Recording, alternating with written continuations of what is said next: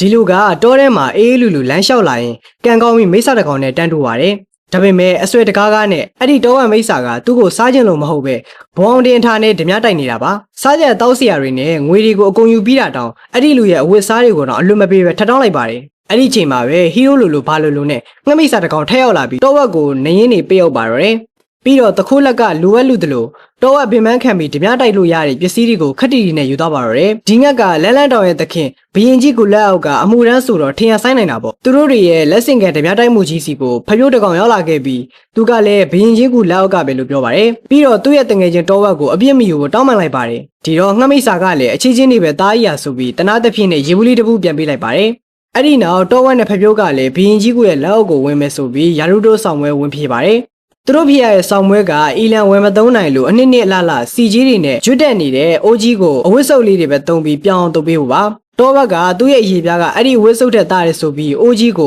ုလုံးနဲ့စပယ်ရှယ်ပုတ်ပြီးတိုက်ပါတော့တယ်ကံမကောင်းစွာနဲ့အတိုက်လွင်ပြီးအိုးကတလက်လက်ပြောင်းသွားတာအိုးဘော်ကတစိမ့်တောင်မကြံခဲ့ပါဘူးဒီတော့သူတို့နှစ်ယောက်လုံးယာရုမတိုးတဲ့အပြင်အလုတ်ပါပြုတ်ပြီးဝရမ်းပြေးဘဝကိုရောက်သွားခဲ့ပါတယ်ဖပြုတ်ကမရှိမဲ့အလုတ်လေးပါပြုတ်သွားတော့မကြည်မနှက်ဖြစ်ပြီးတောဘက်ကိုရန်လုတ်ပါတယ်ရီးသားမရှိတော့ရှိတဲ့တငယ်ချင်းကိုပဲပွားစီနဲ့အပူကတ်တော်တာပေါ့အဲ့ဒီအချိန်မှာပဲတောဘက်ကထန်းဆန်းတို့ကိုတွားဖမ်းမယ်ဆိုပြီးသူ့တငယ်ချင်းတွေကိုမဲဆွဲပါတော့တယ်ဆရာတော်ထန်းဆန်းရဲ့အသားကိုစားရင်မအိုမသေးဘူးဆိုတဲ့ကောလာဟာလာကမိစ္ဆာတွေကြားမှာတော်လေးကိုပြက်နေတာပါအစကဘရင်ကြီးကူမှာသူတို့ကိုအိုးရီတိုက်ခိုင်းတာကလည်းထန်းဆန်းကိုဖမ်းပြီးထိပ်ပြုတ်မယ်ဆိုတဲ့စိတ်ကူးနဲ့ပဲဒီတော့တောဝက်နဲ့ဖပြုတ်ကဘရင်ကြီးကူထက်အရင်လက်ဦးပြီးထန်းဆန်းကိုဖမ်းမယ်လို့ကြွေးကြော်လိုက်ပါတယ်သူတို့တွေရွာထဲဝင်လာတဲ့အခါမှာတော့လူတစ်ယောက်ကမိစ္ဆာတကောင်ကိုနိုင်ထက်စီးနှင်းလှုပ်ပြီးခိုင်းစားနေတာကိုတွေ့လိုက်ကြပါတယ်ခိုင်းစားခံရတဲ့မိစ္ဆာလေးကလန်းလန်းတောင်ရဲ့အရှိကထီဟွမ်ဂူလို့ခေါ်တဲ့မိစ္ဆာအုပ်စီကထွက်ပြေးလာတဲ့မိစ္ဆာလေးပါသူတို့မိစ္ဆာအုပ်ကြီးကိုထန်းဆန်းရဲ့တပည့်ကြီးစွန့်ခုံတယောက်တည်းတွေ့ထိလိုက်တာသူတယောက်တည်းပဲအသက်ရှင်လဲထွက်ပြေးလာနိုင်တယ်လို့ပြောပါတယ်လူတွေစီကစားစရာခိုးဖို့လုပ်တော့လူမီသွားလို့အခုလိုအပြစ်ပေးခံနေရတာဖြစ်ပါတယ်တောဝက်နဲ့ဖပြုတ်ကလူဖြစ်ပြီးမိစ္ဆာကိုနေကင်းကြောင်တော့အနိုင်ကျင့်ရပါမလားဆိုပြီးဟီးရိုဝင်လောက်ကြပါတယ်ဒါပေမဲ့နောက်ဆုံးတော့လေသူတို့ပါအခိုက်ခံလိုက်ရပါတယ်ခိုင်းစားခံရရင်ထန်းဆန်းတို့ဆရာတပည့်အကြောင်းကိုသတင်းနိုင်ကြည့်လိုက်တာစွန့်ခုံကိုသူတို့နှစ်ယောက်ဘယ်လို့မှမရှင်းနိုင်ဘူးဆိုတာကိုသဘောပေါက်သွားကြပါတယ်နောက်ပြီးထန်းဆန်းတို့ကအနောက်ရက်ကိုကျန်းစာပင့်နေတာဖြစ်ပြီးတကယ်လို့ကျန်းစာကိုသာပင့်နိုင်ခဲ့ရင်ဗုဒ္ဓဖြစ်သွားမယ်ဆိုတဲ့သတင်းကိုပါအပေါ်ဘောနဲ့ဖြစ်တီးသွားကြပါတယ်ထန်းဆန်းကိုဖမ်းပြီးစားမဲ့သူတို့ရဲ့အစီအစဉ်ဟာစွန့်ခုံရဲ့စာကြီးမားပုံတွေအကြောင်းကိုကြားလိုက်ရပြီးအစအနမရှိအောင်ကိုပြောသွားခဲ့ပါတယ်ဒီတော့ရီးစားမရှိတဲ့ဖပြုတ်ကရှိတဲ့တငယ်ချင်းကိုထပ်ပြီးရန်လုပ်ပါတယ်တောဘက်ကသူ့တငယ်ချင်းကိုစိတ်မဆိုးတဲ့အပြင်နောက်ထပ်အကြံတစ်ခုကိုပါပြပြလိုက်ပါတယ်အဲ့ဒီအကြံကတော့ထန်းဆန်းတို့အယောင်ဆောင်ပြီးအနောက်ဘက်ကိုကျန်းစာသွားပင်းဖို့မအိုမသိတဲ့ဗုဒ္ဓဖြစ်လာဖို့ပါဖပြုတ်ကသူ့တငယ်ချင်းကိုထပ်မယုံရတော့ပါဘူးဒီအစီအစဉ်မှာသူမပါချင်ဘူးဆိုပြီးထွက်သွားဖို့လုပ်ပါတယ်ဒါပေမဲ့တောဘက်ကသူ့ကိုမတားတဲ့အခါမှာတော့မတားရကောင်းလားဆိုပြီးစိတ်ပြန်ကောက်ပါတယ်နောက်ဆုံးတော့သူတို့ရဲ့ကျန်းစာပင်းမဲ့အကြံကိုအကောင့်ထဲဖော်ဖို့ဆုံးဖြတ်လိုက်ကြပါတယ်တောဘက်ကကျူပကျဲအယောင်ဆောင်ပြီးဖပြုတ်ကတော့ခေါင်းဆွဲအတူကြီးကိုကောက်ဆွဲပြီးဆရာတော်ထန်းဆန်းအောင်ဆောင်ပါတယ်လုံနေတဲ့စင်းဝုံခုံနဲ့တဲမိတ်စာကိုဘယ်ကရှာမလဲမသိလို့တဲလွန်စာရအောင်ဆိုပြီးထန်းဆန်းတို့ဆရာတပည့်တွေရဲ့ပုံတူကိုဆွဲပေးဖို့ပကြီးဆရာချက်စီကိုသွားကြပါတယ်ပကြီးဆရာချက်ကထန်းဆန်းတို့ကိုမမြင်ဘူးဆိုပြီးအကြိုင်းမြင်စကင်းနဲ့ဆွဲလိုက်တာတပုံနဲ့ထွက်လာခဲ့ပါတယ်ဒါပေမဲ့တောဝက်နဲ့ဖပြုတ်ကအဲ့ဒီပုံကိုမကြိုက်လို့ထက်ပြဆွဲခိုင်းပါတယ်နောက်ဆုံးခွေးချစ်ကြောင်ကြီးရှောက်ချစ်ထားတဲ့ပုံကိုမှသဘောကျသွားကြပါတယ်အဲ့ဒီနောက်မှာတော့ပုံထဲကတဲမိတ်စာရဲ့စွန့်ခုံရင်နဲ့တူတဲ့တခြားမိစ္ဆာတွေကိုလိုက်ရှာကြပါတော့တယ်။တောရလောက်ရှာပြီးတာတောင်မတွေ့တဲ့အစုံနှကွန်းတစ်ခုရဲ့အရှိစိတ်ပြက်လက်ပြက်ထိုင်းပြီးနက်တင်ထားတဲ့မမွန့်တီကိုခက်တီတီနဲ့ယူစားလိုက်ကြ။အဲ့ဒီအချိန်မှာပဲနေရုတ်တူကြီးစီကနေအတန်ထွက်လာခဲ့ပြီးမမွန့်တီစားမိတဲ့အတွက်အပြစ်ကိုကြက်ကင်နဲ့ပြန်ပေးဆက်ရမယ်လို့ပြောပါတယ်။တကယ်တော့စကားကိုရင်ဘတ်မှုအောင်ပြောနိုင်တဲ့မွေးမိစ္ဆာတစ်ကောင်ကနေရုတ်တူရောင်ဆောင်ပြီးလှုပ်ရှားနေတာပါ။ဖြစ်ချင်တော့အဲ့ဒီမွေပါကသူတို့ရဲ့ပကြီးတဲကတဲမိစ္ဆာနဲ့တူနေပြန်ပါတယ်။ဒီတော့သူ့ကိုပါကျန်းစာပေးမဲ့အဖွဲတွေကိုမဲဆွဲပြီးခေါ်လာခဲ့ကြပါတယ်။ကံကောင်းတာကမွေပါကစွန့်ခုံနဲ့တူတဲ့မိစ္ဆာကိုလည်းသူတီးတယ်ဆိုပြီးဂျင်းထဲခေါ်သွားတာကမြောက်ဝင်တကောင်စီကိုပါအဲ့ဒီမြောက်ဝင်ကအပြိုပြန်းလေးလိုအရှက်ကြောက်ကြီးပြီးစကားတောင်လေးလုံးခွဲအောင်မပြောတတ်ပါဘူးသူတို့အဖွဲ့ကိုပါလာဖို့ကိုတောင်မမွင့်သည်နဲ့အတော်လေးကိုမြှူဆွဲလိုက်ရတာပါနောက်ပြီးအဲ့ဒီမြောက်ဝင်ရဲ့မိသားစုကဘရင်ကြီးကိုတော့မိစ္ဆာအုပ်ရဲ့လက်ချက်နဲ့တည်သွားခဲ့ကြတာပါတောဘက်ကမြောက်ဝင်ရဲ့ trauma တွေကိုပြန်ဆွလိုက်ပြီးမှသူတို့အဖွဲ့တွေမရရအောင်ခေါ်လိုက်နိုင်ပါတယ်ဒါပေမဲ့လူကောင်ကြီးတွေလောက်အသေးနုတဲ့မြောက်ဝင်ကြီးကတော့ကျန်းစာပင်မို့သွားတဲ့လမ်းတစ်လျှောက်လုံးငိုရာကိုရက်ကိုမရက်တော့ပါဘူးလမ်းမှာဘိုက်စာတော့သူတို့လေးကောင်စွန့်ခံစားဖို့လုပ်ကြပါတယ်ဒါပေမဲ့လကဘာဘောကလှမ်းကြည့်ရင်တောင်မိစ္ဆာတွေမတိတာနေတဲ့သူတို့ကိုဘသူကမှမလူကြပါဘူးမျက်နှာကိုအုပ်လိုက်ရင်လူမသိတော့ဘူးလို့ထင်ပြီးအုပ်လိုက်တာဓမြတွေထင်ပြီးလူတွေဝိုင်းကြိတ်တာခံလိုက်ရပါတယ်ကံကောင်းလို့ကလေးတယောက်နဲ့တွေ့သွားပြီးကလေးလက်ထက်ကကြက်ပေါင်ကိုတောင်းစားဖို့အတွက်သူတို့ကအနောက်ဘက်ကိုကျန်းစာပင်းနဲ့ထန်းဆန်းတို့အဖွဲ့ဆိုပြီးကလေးကိုချင်းထည့်ကြပါတယ်ဒါပေမဲ့သူတို့ရဲ့အယောင်ဆောင်စကေးကညံလွန်းလို့ကလေးကိုတောင်လိမ့်လို့မရပါဘူးခေါင်းဆွဲတူကြီးနဲ့ဆရာတော်ထန်းဆန်းအငုံမရက်တဲ့စွန့်ခုံ လက်နက်မပါတဲ့ကျူးပါကျဲနဲ့စကားကိုဒရက်ဆက်ပြောနေတဲ့တဲမိတ်စာကလေးကတော့သူတို့ရဲ့ဟာခွက်တွေကိုထောက်ပြပြီးလောင်လိုက်ပါတယ်အဲ့ဒီညမှာတော့သူတို့တွေကကြောက်ပေါင်ကိုမစားလိုက်ရပေမဲ့ထန်းဆန်းတို့နဲ့တူအောင်ဘယ်လိုလုပ်ရမလဲဆိုတာကိုတော့တည်သွားခဲ့ကြပါတယ်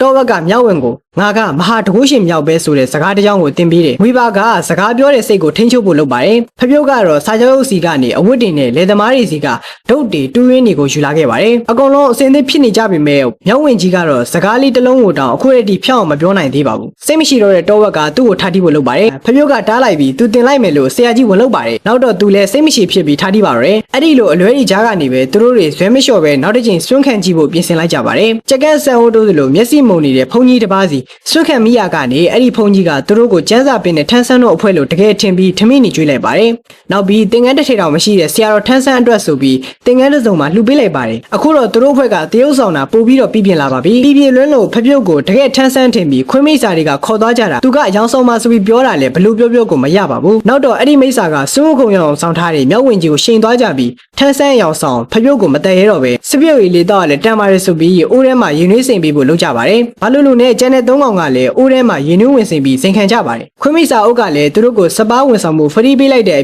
ပြင်လက်ဆောင်တွေလည်းအများကြီးထည့်ပေးလိုက်ကြပါတယ်အဲ့ဒီနောက်သူတို့ရွာတရာကိုရောက်သွားကြပါတယ်အဲ့ဒီရောက်မှာတော့ကျောင်းမိတ်စာတစ်ကောင်တောင်းကျမ်းနေလို့ရွာသားတွေကုန်စိတ်ညစ်နေရပါတယ်သူတို့ကိုလည်းတွေ့ရရွာသူကြီးကဒီပြဿနာတွေဖြေရှင်းပေးဖို့တောင်းဆိုလိုက်ပါတယ်ဒါနဲ့သူတို့လည်းကျောင်းမိတ်စာလေးတစ်ကောင်ကဘာမှကြောက်စရာမရှိဘူးဆိုပြီးတွားလိုက်တာသူတို့ကြီးပဲအထောက်ခံလိုက်ရပါတယ်နောက်ဆုံးမြောက်ဝင်ကခဏဦးအားသုံးပြီးဖိတက်လိုက်မှပဲအနိုင်ရသွားခဲ့ပါတယ်ရွာသားတွေကသူတို့ကိုကျေးဇူးတင်လို့ဆိုပြီးတခါတနာနဲ့လိုက်ပို့ကြပြီးစားစရာတွေရောပစ္စည်းတွေရောထည့်ပေးလိုက်ကြပါတယ်ရွာသူကြီးကသူသမီးရဲ့ရွာမှာလည်းမိစ္ဆာတွေကကလေးတွေကိုလိုက်ဖမ်းနေတယ်ဆိုပြီးသူတို့ကိုလမ်းကြုံကူညီပေးဖို့တောင်းဆိုလိုက်ပါတယ်ဒီလိုနဲ့အယောင်ဆောင်ထန်းဆန်းတို့အဖွဲ့အနောက်ဘက်ကိုကျန်းစာပင်ပေါ်ခီးဆက်ခဲ့ကြပါတယ်သူတို့မသိတာကတကယ်စွန်းခုံတို့အဖွဲ့ကလည်းအနောက်ကနေအမိလိုက်လာနေပြီဆိုတာပါပဲစွန်းခုံတို့အဖွဲ့စစ်ကသူတို့လမ်းကြုံယူနေဝစင်ခဲ့တဲ့မိစ္ဆာအုပ်စီကိုဝင်တီးသွားပြီးကြပါပြီသူတို့ကတော့အထုပ်ပိုးတွေတပွေးတစ်ပိုင်းနဲ့ ACC ရှောက်လာရင်တောဝဲရဲ့အိမ်ကိုတောင်လမ်းကြုံဝင်လိုက်ပါသေးတယ်ပါလာတဲ့အစားအစာတွေနဲ့ပစ္စည်းတွေကိုတောဝဲရဲ့မိဘတွေတီဝင်ပေးကြရင်အရန်မူးနေတဲ့တောဝဲရဲ့အဖေစီကလှုပ်ဝက်တိုင်းအကြောင်းကိုသိခဲ့ရပါတယ်သူတို့တွေကံကောင်းသလားကံဆိုးသလားမသိပေမဲ့လူတွေအားလုံးကသူတို့ကိုတကယ်ထန်းဆန်းစစ်လို့ယုံနေကြပြီး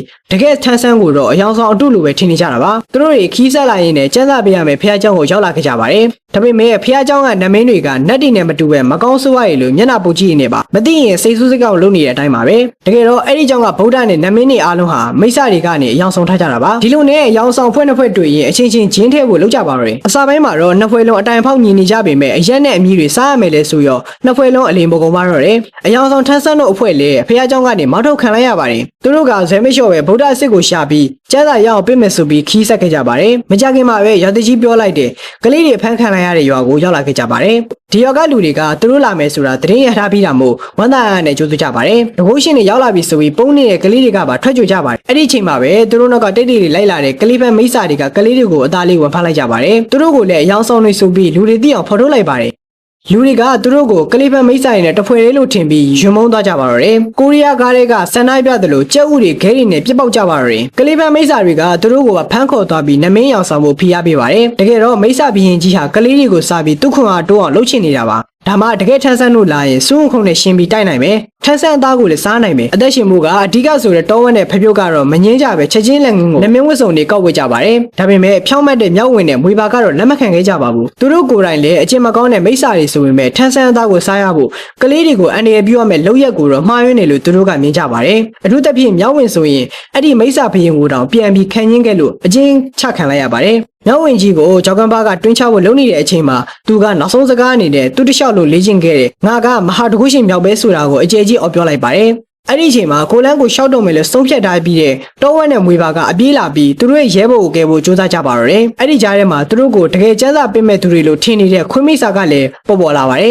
နောက်တော့သူတို့သုံးကောင်သားကထန်းဆန်းအသားကိုစားဖို့ပဲအာသက်နေတဲ့ဖပြုတ်မပါပဲအနောက်ဘက်ကိုကျန်းစာပေးဖို့တိုင်ပင်လိုက်ကြပါတယ်အဲ့ဒီမတိုင်ခင်အဖမ်းခံထားရကလေးတွေကိုအရင်ကဲဖို့လုပ်ကြပါတယ်သူတို့ကရေချိုးနေတဲ့ဘရင်ကြီးရဲ့အဝတ်တွေကိုခိုးပြီးသူတို့ကျွမ်းကျင်တဲ့အတိုင်းအယောင်ဆောင်ကြပါတယ်သူတို့ကဘရင်ကြီးအောင်ဆောင်ပြီးကလေးတွေကိုခေါ်ထုတ်လာတယ်ဒါကိုတခြားမိစာတွေကမရိပ်မိပဲသူတို့ရဲ့ဦးစားပဲဖြစ်တဲ့ဖပြုတ်ကတော့တန်ပြီးတိလိုက်ပါတယ် ဒါပေမဲ့ဖပြုတ်ကသူတို့ကိုမဖော်လိုက်ပဲတိတိစိတ်တောင်ကူညီပေးလိုက်ပါတယ်ကလေးတွေအကုန်လုံးကိုကိတ်ထုတ်ပြီးတဲ့အချိန်မှာပဲဘရင်ကြီးကတီးသွားပြီးသူ့ရဲ့မိစ္ဆာတဲ့နဲ့အတူတူအနောက်ကနေတန်းလိုက်ပါတော့တယ်အဲ့ဒီအချိန်မှာတော့တောဝက်ကသူ့ဖေစီကတင်ထားတဲ့လှုပ်ဝက်တိုင်းွက်ကြီးကိုထုတ်သွင်းရပါတော့တယ်အဲ့ဒီတိုင်းွက်ကိုတသက်မှာတစ်ခါပဲသုံးလို့ရပြီးသုံးလိုက်တာနဲ့မိစ္ဆာချင်းချန်တဲ့အစ်စ်နေလျှော့ပြီးမူလတရိษံအသွင်ကိုပြောင်းသွားခဲ့မှာပါတောဝက်ကကလေးတွေကိုပြန်ပို့ဖို့ညောင်းဝင်တဲ့မွေပါကိုတာဝန်ပေးလိုက်ပြီးသူကတော့လှုပ်ဝက်တိုင်းွက်အားကိုနဲ့မိစ္ဆာတွေကိုရင်ဆိုင်မှုကြံခဲ့ပါတယ်ဒီတိုင်းွက်ကတကယ်လဲလန်ထွက်နေပြီးတစ်ချက်တည်းနဲ့ဘရင်ကြီးရဲ့နောက်လိုက်မိစ္ဆာတွေအကုန်လုံးကိုလွတ်ထွက်ကုန်ပါတယ်ဒါပေမဲ့ဘလောက်ပဲအစမ်းထွက်တယ်ပြောလူသားစားတဲ့ဘရင်ကြီးမိစ္ဆာကိုတော့အနိုင်မတိုက်နိုင်ပါဘူးသူရှုံးတော့မဲ့အချိန်မှာပဲသူတငယ်ချင်းဖပြုတ်ကရောက်လာခဲ့ပြီးတော်ဝက်ရဲ့အဖေအရန်မူပြီးပြောပြလိုက်တဲ့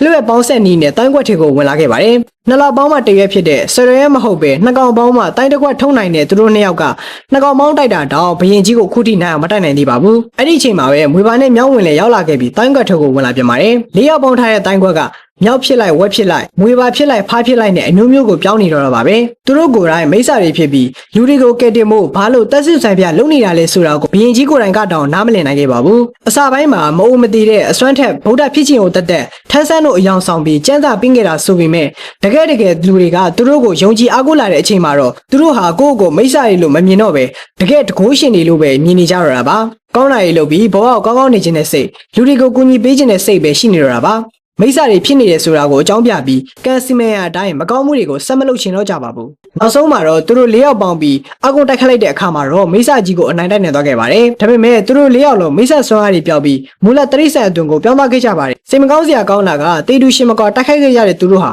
တယောက်နဲ့တယောက်နာမည်တောင်မသိလိုက်ကြပါဘူးနောက်ပြီးမိစ္ဆာဘရင်ကြီးဆိုတာကလည်းလက်စော့တဲ့နာမည်ပေါက်စာလေးတစ်ပါးဖြစ်နေပါတယ်ကျန်းစာသွားပင်းနဲ့တကယ်စုခုံတို့အဖွဲ့ဖြတ်သွားတာကိုတွေးလဲရတဲ့အခါမှာတော့မိစ္ဆာအဖြစ်ကနေတရိษံဖြစ်ပြောင်းသွားတဲ့တောဝက်လေးကအားကြတဲ့မျက်လုံးတွေနဲ့အကြည့်နေရှာပါတော့တယ်တကယ်တော့စုခုံစစ်တို့ကလည်းသူတို့လေးကောင်အယောင်ဆောင်ပြီးမှွေနေတဲ့အကြောင်းနဲ့လူတွေကိုကူညီထားတဲ့အကြောင်းကိုသိပြီးနေပါပြီစုခုံစစ်ကရီလိုက်ရင်းနဲ့ပဲသူတို့လေးကောင်အတွက်အသက်ကေဖို့အတွက်ဆိုပြီးသူကောင်းဘော်ကအမွှေးလေးပဲနှုတ်ပြီးလေထဲကိုလွှင့်ပေးလိုက်ပါတယ်အဲ့ဒီမေကိုယူလိုက်ပြီးရင်သူတို့လေးကောင်မိစ္ဆာတွေအဖြစ်ပြန်ပြောင်းနိုင်မလားဆိုတာကိုတော့ဘယ်သူမှမသိနိုင်တော့ဘူးပေါ့